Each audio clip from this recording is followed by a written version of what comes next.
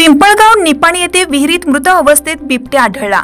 अकोली तालुक्यातील आढळा परिसरात बिबट्याने धुमाकूळ घातला असून देवठाण येथे 4 बिबटे जेरबंद केल्यानंतर आज पिंपळगाव निपाणी येथे एका विहिरीत मृत अवस्थेत बिबट्या आढळला।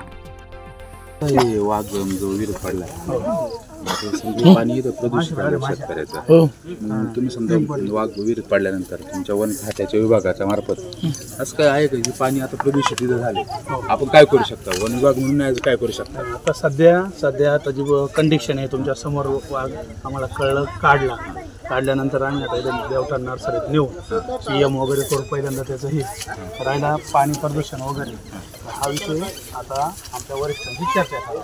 कारण सगळ्यात महत्त्वाचं लक्षात घ्या, वन्य प्राणी तो परंतु ज्यावेळेस पाणी पडल्यानंतर पाणी प्रदूषित होतं। आज पाणी प्रदूषित हा सुद्धा एक कलम आहे, लक्षात घ्या। तो उद्या जनावरांना पाणी पिण्यासाठी, उद्या धुणं भांड्यासाठी पाणी वापरलं जाणार आहे। तुम्ही फक्त वाघ पडला विहिरीत आणि तो लगेच घेऊन जाणार, पण या शेतकऱ्यांच्या पाण्याच्या संदर्भामध्ये उद्या ज्या समस्या निर्माण होणार आहे, आपण या वन विभागात तात्काळ काय कारवाई करणं एवढं सांगा। कारण काय होतं लक्षात घ्या, आज वन्यजीवामुळं आज मानवी याला सुद्धा खूप धोका आहे।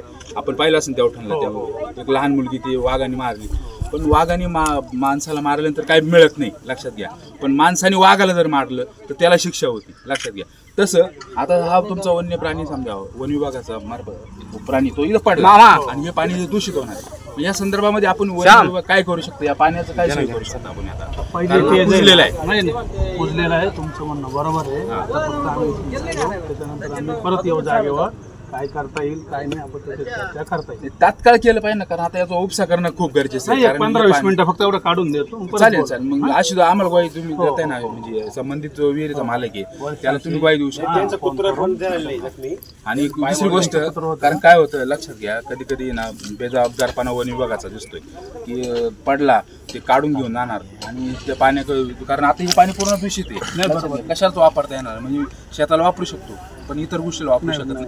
याच्यासाठी वन विभाग काय करू शकतं? मी वरिष्ठांशी जसं मीडिया मार्फत आम्ही बोलणार आहोत, त्यांनीच मला सांगितलं की तुम्ही त्यांच्याशी बोलून घ्या, प्राथमिक स्वरूपामध्ये त्यांना व्हिडिओ पाठवणार आहे आणि मग तुमच्याशी परत चर्चा करून आम्हाला याच्याबद्दल तुम्ही 5-10 मिनिटं आजच्या आज किंवा लगेच करू शकता।